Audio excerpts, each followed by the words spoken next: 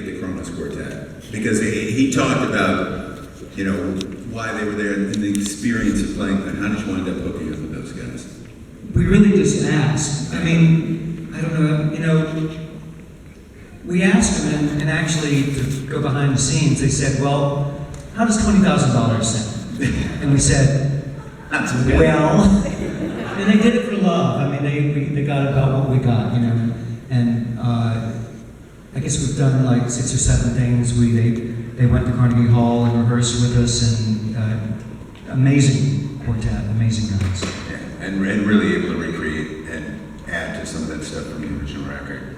Yeah, I mean, a lot of it is notated very carefully, but because we had extra time with them and several gigs under our belt, Carl Marsh and I were able to give them a lot of freedom to interpret in certain sections, and they left, you know, those guys like a challenge. When you and Frank Heath said, you know, we should do this at the Cat's Cradle, did you know that it was going to turn into this big thing and you'd be in Barcelona and London and Sydney and all these places? I mean, not at all. Actually, I suggested to Frank that we do it because I thought it would be hard. And then we forgot about it. I mean, like 2 years went by, and the only reason this happened is that I don't know why. Maybe Frank was listening to the record.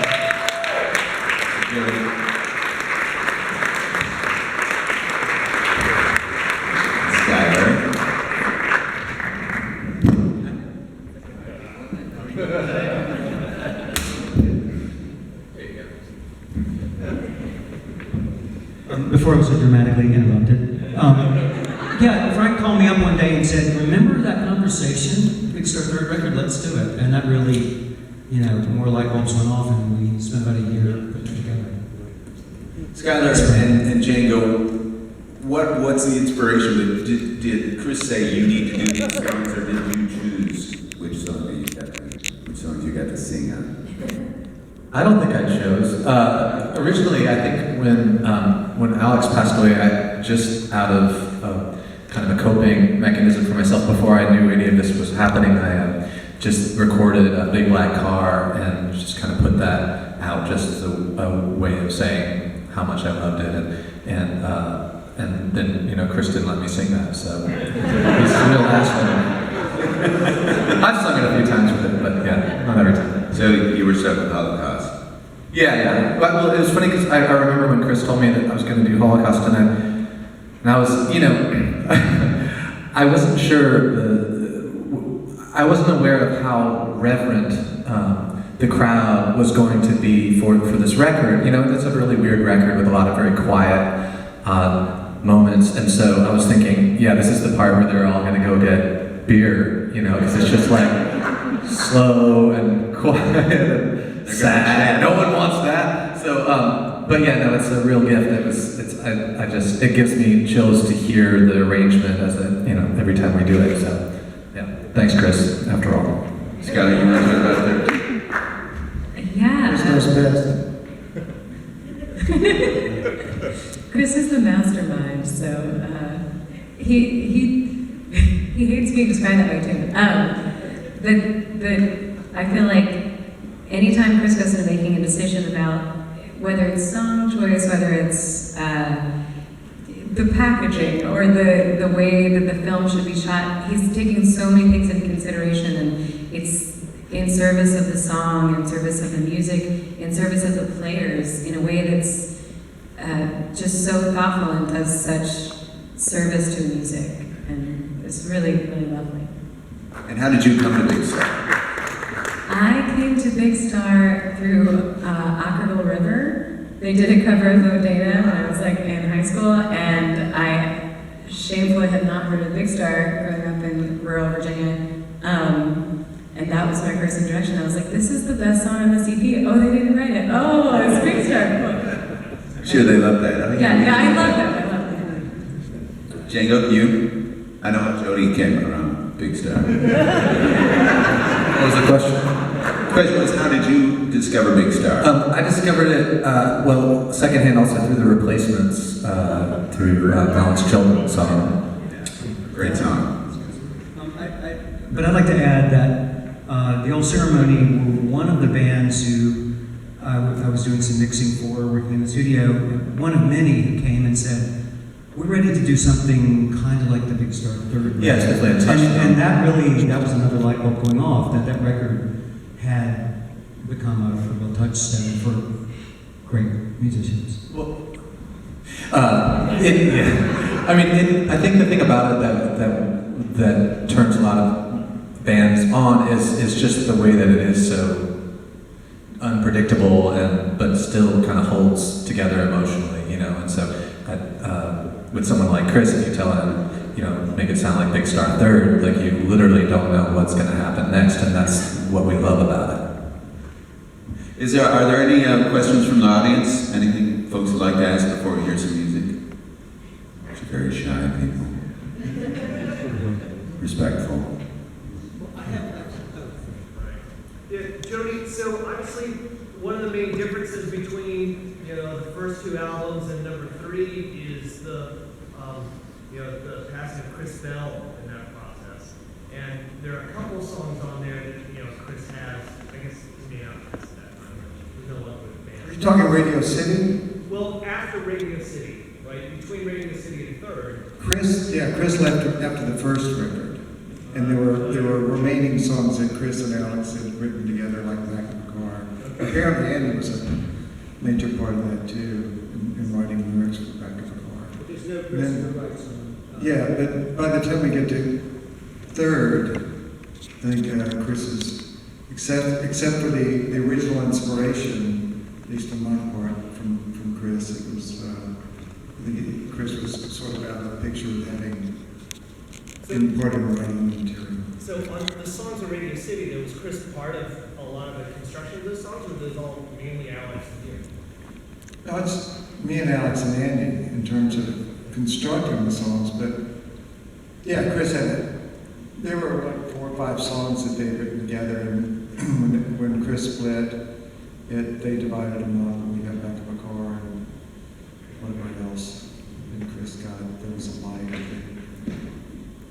Some other song. At what point? I just can't remember it. At what point, Jody, did Chris come to you with the idea and say, you know, I think we're going to do this record? It was probably November of 2009. I don't know. It was. I think it was closer to Southwest, maybe. You might get right. I remember it as being closer to Southwest. It was before Alex passed away. But you said, well, come down to Austin next week and we'll talk about it. Or in 2 weeks. Oh, cool. Okay. You said, Yeah, I didn't. You know, I just thought. I mean, I knew Chris, but I didn't know Chris, and fully of what he was capable of and making happen. And John Fry and I both sort of scratched our heads and thought, it's so improbable that it was an intriguing idea, and I had no idea whether Alex would have participated. It's just that when John and Ken and I played with Alex, he wasn't that keen on doing songs outside of Thank You Friends and For You, and so I don't know if he would have participated or not. I mean, if the past was any kind of and thing for the my future. experience of playing with him in '77 is we were playing Holocaust and Kangaroo and Nighttime and, you know, all these songs because they were the latest and greatest, you know. And that was what we were playing in clubs. But when Alex passed away, I think it kind of lent a whole new meaning to me, and I think John Fry too. And so that's when it really, to me, really thought this really could happen. It's pretty amazing to see the joy on your faces as you participate in this. And you know, some of those songs are pretty heavy and they are pretty dark. But there's a point in Nighttime, Chris, where you're just leaning into the guitar and your face is just beaming. And you're at the very bottom of the screen there. And I noticed that and I said, Chris is so into this. It's really fantastic. That's a particular moment where there's a bunch of a chord building force that comes in on beat 2 that just like I knew that. the world opened up. At that moment when I heard that on the old cassette I got. So that's always been like a a gateway drug for me, that particular spot. The fact that I looked like a clown is just something I can't believe. I don't think I said that. Eric, I want to interject one small corny thing into this very serious proceeding. You talk about rock royalty, and that's kind of a bogus concept, but I would like to stand up and, Jeff Crawford, Yes. I dub you the new musical director of Big Stars 3rd going forward. What? The new musical director, What? Big Star 3rd, for traveling production. Jeff's been a part of this all along, and introducing me to Skylar and so many, and Brett Harris, who would be here tonight. He's changing diapers. They have a brand new baby, which is That's a fair name. yeah. When we talk about a release, that's amazing. So Jeff, what do you do next? I don't know. I've been knighted with a guitar. I think that's, I don't know if there's anything above that. But there are plans for more dates. I think there are, but I don't think I'm allowed to divulge them yet. Think of a good question. September 12th. Chris is still the executive producer. Chris is the mastermind. My intention was to say that I'm retiring to spend more time with my remaining limbs. If you don't, maybe you don't know Harry Potter. Sorry. Yes, there's a national show coming up. Any other questions from the audience? We'll touch some music. This is for Jody. It's wonderful that fans have been treated to the new set with demos, Jim's mixes, and everything in one place. Are there any plans to go back even further to #1 record or Radio City to do a comprehensive set featuring demos and leftovers or anything that might be in the vault? Not that I know of, but you never know with Cheryl Pavelski and the folks at Omnivore. They're good at digging deep, and they're kind of archaeologists, I guess, in that sense. They dig around, and eventually they seem to find something. Yeah, because a few gems are on the 10-inch of Jesus Christ. It sort of hinted that there might be something lingering in the dark corners of the attic. I've got some stuff at home. No, I'm kidding. I don't know. It seems, they did call it the complete third. So if you're talking about archaeology, I can segue to musicology, and we did want to play a little bit of music if you can hang out a little bit longer. Yeah. It doesn't make much sense to show a live concert and then play the same song, so we're going to play primarily songs that were not in the movie and a few songs that framed that time period. Maybe a few slightly odd choices. However, we have John Heizenrader here and Charles Cleaver, and I was thinking we could do Blue Moon, because this would be a little different. Would you be up for that? Please. Yeah?